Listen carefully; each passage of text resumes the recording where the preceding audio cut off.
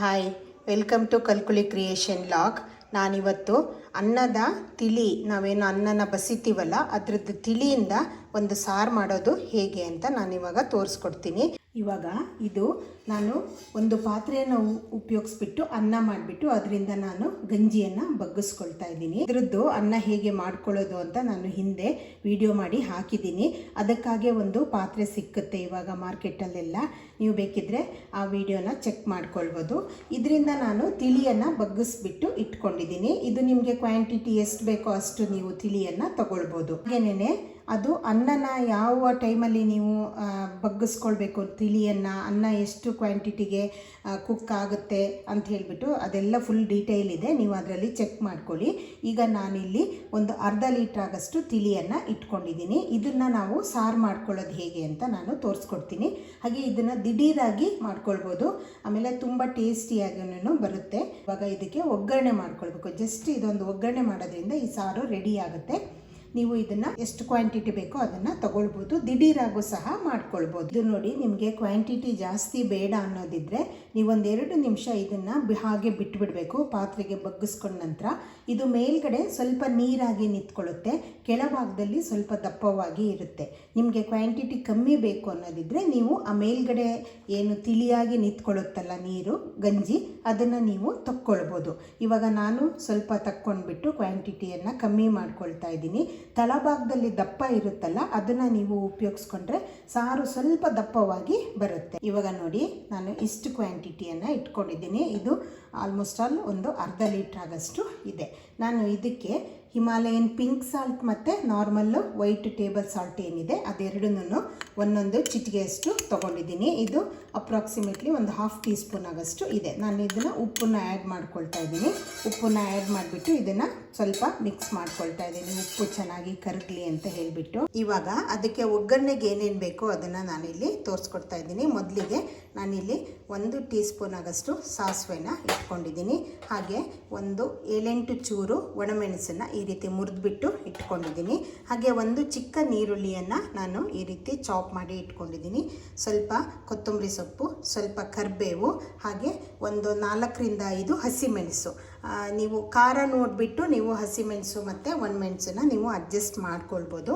ಹಾಗೆ ಇದಕ್ಕೆ ಸ್ವಲ್ಪ ಒಂದು ಚಿಟಿಕೆ ಆಗಷ್ಟು ಇಂಗು, ಹಾಗೆ ಒಗ್ಗರಣೆ ಮಾಡೋದಕ್ಕೆ ಎಣ್ಣೆ. ಇಷ್ಟೇ ಐಟಮು ಬೇಕಾಗುವಂತಹದ್ದು.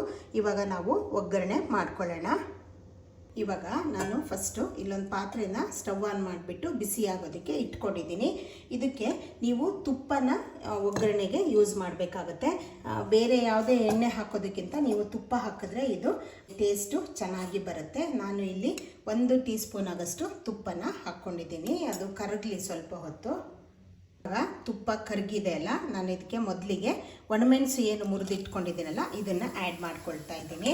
ಒಣಮೆಣಸು ಹಾಕಿಬಿಟ್ಟು ಇದನ್ನು ಒಂದು ಸ್ವಲ್ಪ ಹೀಗೆ ಕೈ ತಿರುಗಿಸಿ ನಂತರ ಇದಕ್ಕೆ ನಾವು ಸಾಸಿವೆ ಏನು ಇಟ್ಕೊಂಡಿದ್ದೀವಲ್ಲ ಇದನ್ನು ಸಹ ಆ್ಯಡ್ ಮಾಡ್ಕೊಳ್ತಾ ಇದ್ದೀನಿ. ಇವಾಗ ಸಾಸಿವೆ ಸಿಡಿತಾ ಇದೆಯಲ್ಲ, ಇದಕ್ಕೆ ನಾನು ಈರುಳ್ಳಿಯನ್ನು ಸೇರಿಸ್ಕೊಳ್ತಾ ಇದ್ದೀನಿ. ಈರುಳ್ಳಿ ನಿಮಗೆ ಬೇಡ ಅಂದರೆ ನೀವು ಇದನ್ನು ಸ್ಕಿಪ್ ಮಾಡ್ಕೊಳ್ಬೋದು. ಹಾಗೆ ಬೆಳ್ಳುಳ್ಳಿ ನಿಮಗೆ ಬೇಕು ಅಂದರೂ ಸಹ ನೀವು ಆ್ಯಡ್ ಮಾಡ್ಕೊಳ್ಬೋದು. ನಾನಿಲ್ಲಿ ಬೆಳ್ಳುಳ್ಳಿಯನ್ನು ಆ್ಯಡ್ ಮಾಡ್ತಾ ಇಲ್ಲ. ಇವಾಗ ಈರುಳ್ಳಿ ಹಾಕಿಬಿಟ್ಟು ಚೆನ್ನಾಗಿ ತಿರುಗಿಸಿ, ಹಾಗೆಯೇ ಅದ್ರ ಜೊತೆಗೆ ಕರಿಬೇವು ಹಾಗೆ ಹಸಿಮೆಣಸು ಎರಡನ್ನೂ ನೀವು ಆ್ಯಡ್ ಮಾಡ್ಕೊಳ್ಳಿ. ಹಸಿಮೆಣಸು ಖಾರ ಇದ್ದರೆ ನೀವು ಕಡಿಮೆ ಹಾಕ್ಕೊಳ್ಳಿ.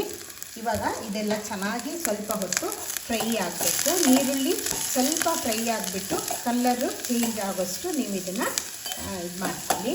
ಇವಾಗ ನೋಡಿ, ಈರುಳ್ಳಿ ಎಲ್ಲ ಸ್ವಲ್ಪ ಡ್ರೈ ಆಗಿಬಿಟ್ಟು ಈ ರೀತಿ ಸ್ವಲ್ಪ ಕಲರ್ ಚೇಂಜ್ ಆಗಿದೆ. ಇಷ್ಟು ನೀವು ಇದನ್ನು ಫ್ರೈ ಮಾಡಿಕೊಂಡ್ರೆ ಸಾಕಾಗುತ್ತೆ. ನಂತರ ಇದಕ್ಕೆ 1 ಚಿಟಿಕೆ ಆಗಷ್ಟು ಇಂಗನ್ನು ಆ್ಯಡ್ ಮಾಡ್ಕೊಳ್ಳಿ. ಇಂಗು ತುಂಬ ಚೆಂದ ಫ್ಲೇವರ್ ಕೊಡುತ್ತೆ. ಹಾಗೆ ಇದು ಹೆಲ್ತಿಗೂ ಒಳ್ಳೆಯದಾಗಿರೋದ್ರಿಂದ ನೀವು ಇಂಗನ್ನು 1 ಚಿಟಿಕೆಯಷ್ಟು ಇದನ್ನು ಆ್ಯಡ್ ಮಾಡ್ಕೊಂಡ್ಬಿಟ್ಟು ಜಸ್ಟ್ ಈ ರೀತಿ ತಿರುಗಿಸ್ಬಿಡಿ.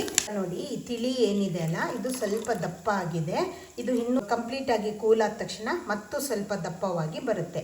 ಇವಾಗ ನೀವು ಇದಕ್ಕೆ ಉಪ್ಪನ್ನ ಟೇಸ್ಟ್ ನೋಡಿಕೊಂಡು ಈ ಒಗ್ಗರಣೆ ಏನಿದೆ ನಾವು ಇದಕ್ಕೆ ಈ ತಿಳಿನ ಸೇರಿಸ್ಕೊಳ್ಬೇಕು. ನೋಡಿ, ಇದು ಅಡಿ ದಪ್ಪ ಇರುತ್ತಲ್ಲ, ಇದನ್ನು ಸಹ ಆ್ಯಡ್ ಮಾಡ್ಕೊಳ್ಳಿ. ಆವಾಗ ದಪ್ಪವಾಗಿ ಬರುತ್ತೆ ಸಾರು. ನೀವು ಇದನ್ನು ಬೇಕು ಅಂದರೆ 1 ನಿಮಿಷ ಕುದಿಸ್ಕೊಳ್ಬೋದು, ಇಲ್ಲ ಅಂದ್ರೇ ನೀವು ಇಷ್ಟಕ್ಕೂ ಸಹ ಆಫ್ ಮಾಡ್ಕೊಳ್ಬೋದು. ಇವಾಗ ಇದನ್ನು ನಾವು ಸ್ವಲ್ಪ ಹೊತ್ತು ಬರೋದಕ್ಕೆ ಬಿಡಬೇಕು. ಹಾಗೆ ನಾನು ಹಾಕುವಂಥ ಎಲ್ಲ ರೆಸಿಪಿಗಳು ನಿಮಗೆ ಇಷ್ಟ ಆಗುತ್ತೆ ಅಂತ ಭಾವಿಸ್ತೀನಿ. ಇಂತಹ ಅಪರೂಪದ ಮಲೆನಾಡಿನ ರೆಸಿಪಿಗಳಿಗಾಗಿ ನನ್ನ ಕಲ್ಕುಳಿ ಕ್ರಿಯೇಷನ್ ವ್ಲಾಗ್ ಚಾನಲ್ ಏನಿದೆ ಇದನ್ನು ಸಬ್ಸ್ಕ್ರೈಬ್ ಮಾಡ್ಕೊಳ್ಳಿ, ಲೈಕ್, ಶೇರ್ ಆ್ಯಂಡ್ ಕಮೆಂಟ್ ಮಾಡಿ. ಹಾಗೆ ನನ್ನ ಇನ್ಸ್ಟಾಗ್ರಾಮ್ ಪೇಜನ್ನು ಫಾಲೋ ಮಾಡಿ. ಇದು ಇವಾಗ ನೋಡಿ ಬರೋಕ್ಕೆ ಸ್ಟಾರ್ಟ್ ಆಗ್ತಾ ಇದೆ. ನಾನು ಇನ್ನೊಂದು ನಿಮಿಷದಷ್ಟು ಇದನ್ನು ಕುದಿಯೋದಕ್ಕೆ ಬಿಡ್ತೀನಿ. ನೀವು ಉಪ್ಪು ಮತ್ತು ಖಾರ ನಿಮಗೆ ಹೇಗೆ ಬೇಕೋ ಟೇಸ್ಟಿಗೆ ಹಾಗೆ ಇದನ್ನು ನೀವು ಮಾಡ್ಕೊಳ್ಬೋದು. ಇದು ಅನ್ನದ ಜೊತೆಗೆ ತುಂಬ ಚೆನ್ನಾಗಿ ಟೇಸ್ಟ್ ಬರುತ್ತೆ. ಹಾಗೆ ಇದನ್ನು ದಿಢೀರಾಗೂ ಮಾಡ್ಕೊಳ್ಬೋದು. ನೀವು ಅನ್ನನ ಊಟಕ್ಕೆ ಉಪಯೋಗಿಸ್ಕೊಂಡ್ರೆ ಈ ತಿಳಿನ ನೀವು ಇದು ಸಾರಾಗಿ ಮಾಡ್ಕೊಳ್ಬೋದು. ಆದರೆ ಯೂಶ್ವಲಿ ಡಯಾಬಿಟಿಸ್ ಇರೋರು ಇದನ್ನು ಸ್ವಲ್ಪ ಅವಾಯ್ಡ್ ಮಾಡಿದ್ರೆ ಒಳ್ಳೆಯದು ಅಂತ. ಯಾಕಂದರೆ ಅನ್ನದ ತಿಳಿಯಲ್ಲಿ ಹೆಚ್ಚಿನ ಒಂದು ಶುಗರ್ ಕಂಟೆಂಟ್ ಇರುತ್ತೆ ಅಂತ ಹೇಳೋದ್ರಿಂದ ಆದಷ್ಟು ರೆಗ್ಯುಲರ್ ಆಗಿ ಇದನ್ನು ಉಪಯೋಗಿಸೋದನ್ನು ಅವಾಯ್ಡ್ ಮಾಡಿದ್ರೆ ಒಳ್ಳೆಯದು. ಇವಾಗ ನೋಡಿ, ಇದು ಬರೋದಕ್ಕೆ ಸ್ಟಾರ್ಟ್ ಆಗಿದೆ. ನಾನಿವಾಗ ಇದನ್ನು ಸ್ಟವ್ ಆಫ್ ಮಾಡ್ತಾ ಇದ್ದೀನಿ. ಹಾಗೆ ಕೊನೆಯಲ್ಲಿ ನಾವು ಏನು ಕೊತ್ತಂಬರಿ ಸೊಪ್ಪನ್ನು ಹೆಚ್ಚಿಟ್ಕೊಂಡಿದ್ದೀವಲ್ಲ ಇದನ್ನು ಆ್ಯಡ್ ಮಾಡ್ಕೊಳ್ತಾ ಇದ್ದೀನಿ. ಇದನ್ನು ಬಿಸಿ ಬಿಸಿಯಾಗಿ ನೀವು ಅನ್ನದ ಜೊತೆಗೆ ಊಟ ಮಾಡಿದ್ರೆ ತುಂಬ ಟೇಸ್ಟಿಯಾಗಿರುತ್ತೆ. ಇದನ್ನು ಮಾಡ್ಕೊಂಬಿಟ್ಟು ಹೇಗೆ ಅನ್ನಿಸ್ತು ಅಂತ ನನಗೆ ಕಮೆಂಟ್ ಮಾಡಿ. Thank you.